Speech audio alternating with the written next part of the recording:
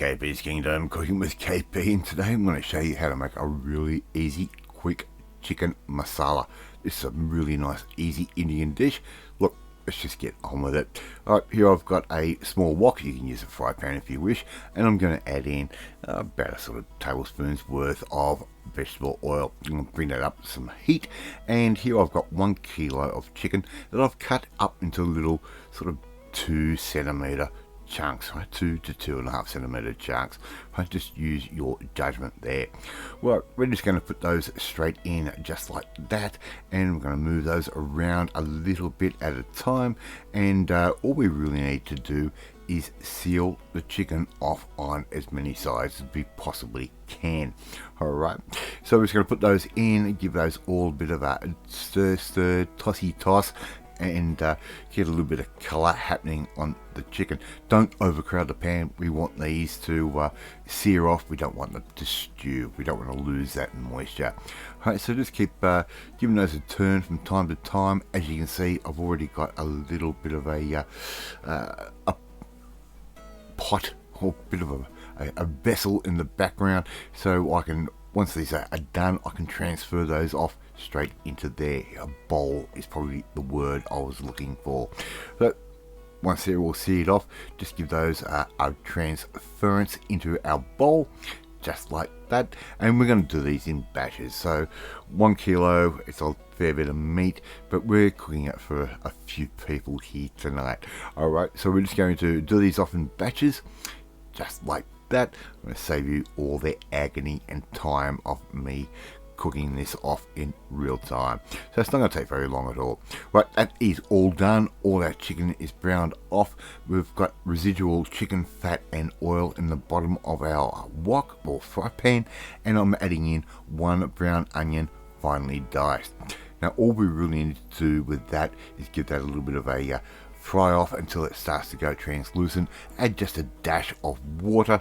That is just to help things along for our next couple of steps. Right, just a little bit of water, not a lot. Okay, and I'm going to add in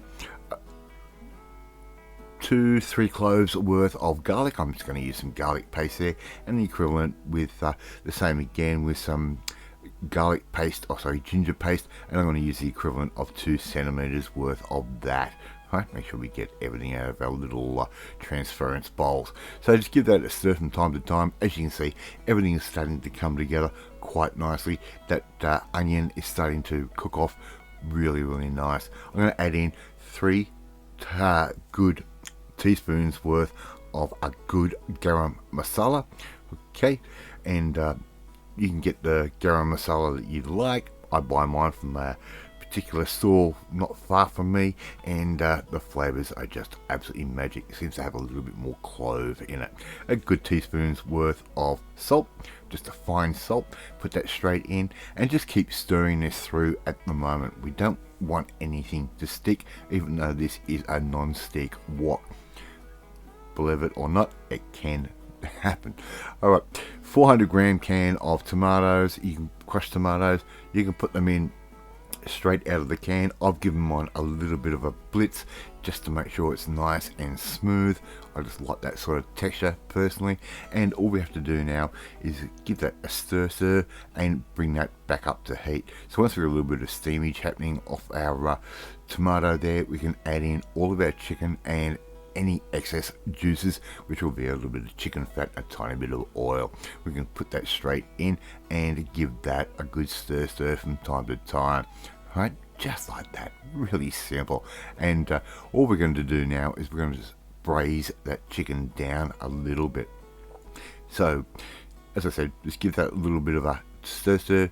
I'm going to give this a little bit of a heat advantage and put a lid on it, and as you can see, it's already started to thicken up a little bit. Little dash of water that can go straight in.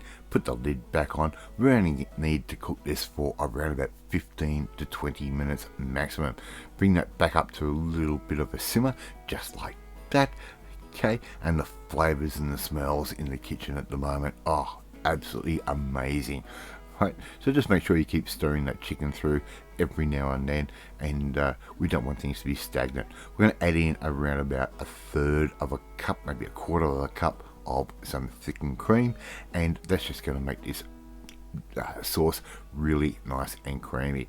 So keep giving that a little bit of a stir, bring it back up to a bit of a simmer. That will reduce down a little bit, and it's basically time to serve. A little bit of steamed rice that Mrs. KP has already done. Put that into a bowl and just add in our beautiful chicken masala over the top, and make sure you end up with a little bit of extra sauce and it will soak into the rice. How easy was that to do? Thank you so much for watching this video, really do appreciate it. If you like this video, hit that like button, it gives me confidence, should make you feel warm and fuzzy too. Share this video with all your friends on all platforms of social media. We are trying to get Noma KP's Kingdom out there. Don't forget to hit that notifications bell. You'll be notified every time a new video goes up. And please leave a comment. I love reading and love responding to it. In the meantime, you want to learn how to make a very quick Indian styled meal just like this one, well, you need to come and join the family. My family, hit that subscribe button and you'll never miss another one of my videos again. I'll eat my chicken masala, and I will catch you next time. Bye.